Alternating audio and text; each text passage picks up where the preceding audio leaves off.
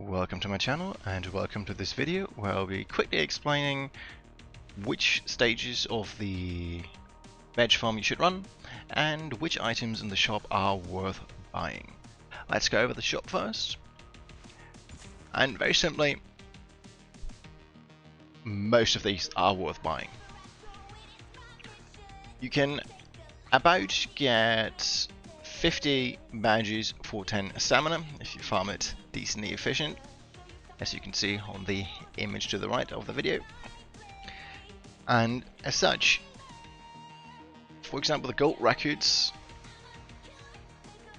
only require 80 stamina to get.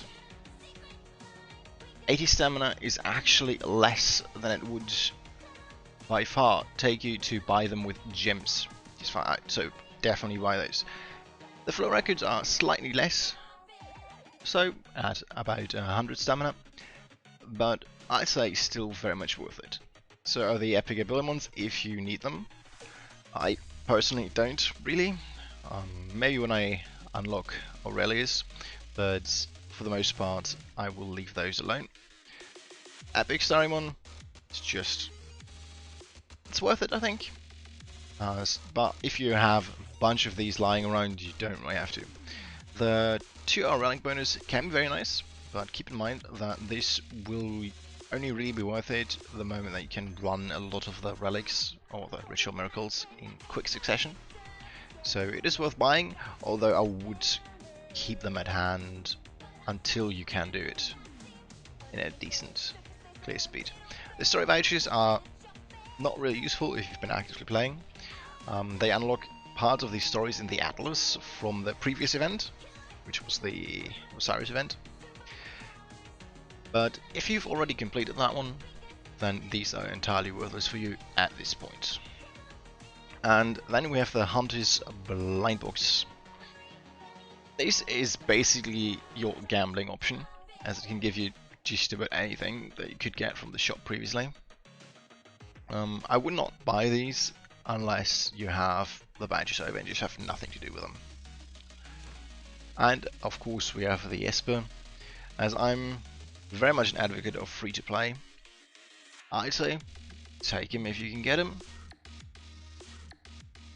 One more thing to keep in mind is the commission, in that we will this time, similar to the last event, although you don't have to unlock it to start up, is that we will get a passive amount of badges and also for the buffs you can unlock. So it's worth just clearing the event for the most part just to get these. You also unlock slightly more by running the event bunch and unlocking quite a decent amount of merit badges. 2000 merit badges is quite a lot, but if you want to buy a lot in the shop, might be worth checking out, as until the next map unlocks you cannot go to the next merit level. Now let's have a look at the boosts actually. For this mini guide, I suppose, I only have this one unlocked. It's not really that important and you don't need them to clear it, although they will probably make your clear speed a bit faster. As on the quick little spreadsheet on the right side, you can see that basically running anything but the highest difficulty is not worth it. If you can clear it even half of the time, you will on average get more badges than if you were running difficulty 5. This is the team that I use. Probably not the best team, but you can clear it very easily. As usual, let's have a quick look over the relics. Just my default Gabriel relics. Still working on a new set for her, so I'm not upgrading these. And we have Tangyun. Doesn't really change much. Either is Dahlia. The new addition is Berenice. I'm trying to, well, use her a bit more because of the damage prevention that she has via the shields, which actually also can prevent debuffs from being applied if only the shield gets hit. It can be quite useful. Working getting an Ocean Wave set for her to get her CL3 a bit more consistent. but not quite there yet. And welcome surprise, Zora, this event actually has relics, so she's not entirely useless. Well, this is the team that I use, and let's have a quick auto battle to show you just that this event really isn't hard to clear.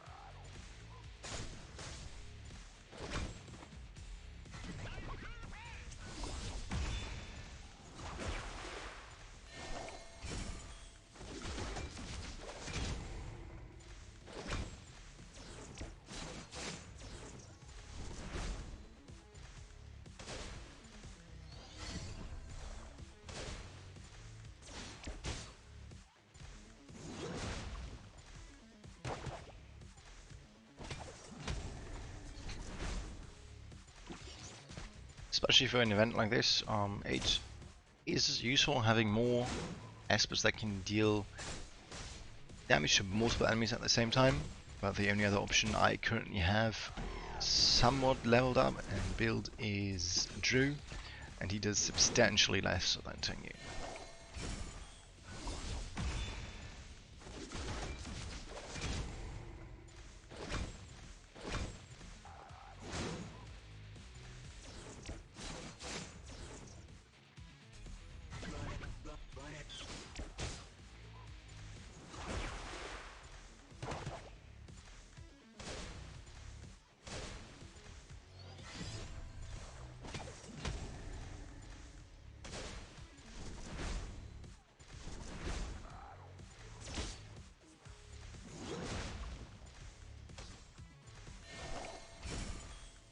Here you can see why the shield is quite good.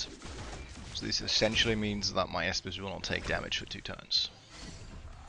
Well, slightly healing up again.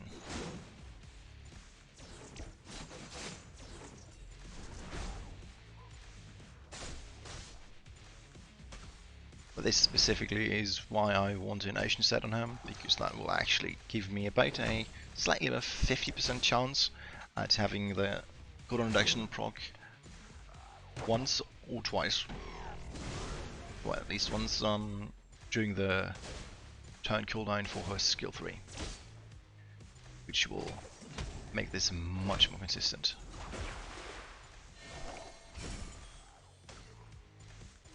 And basically mean that the shield, if I get that slightly above 50% chance, will stay up.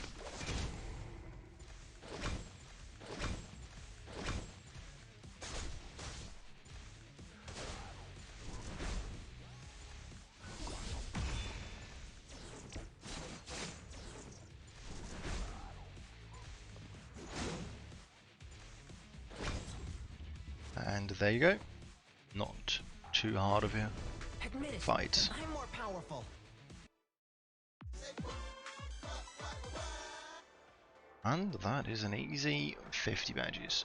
As you can see, you almost have a chance at getting 6-star relics from this. So, I'd say farm it until you have all the things in the shop that you want. Just don't go too overboard, because you still get the passive bonus of some badges every now and then. Well, once every hour, up to 48 hours stacking. So, I hope this helps you clear this, and I'll see you next video. Cheers.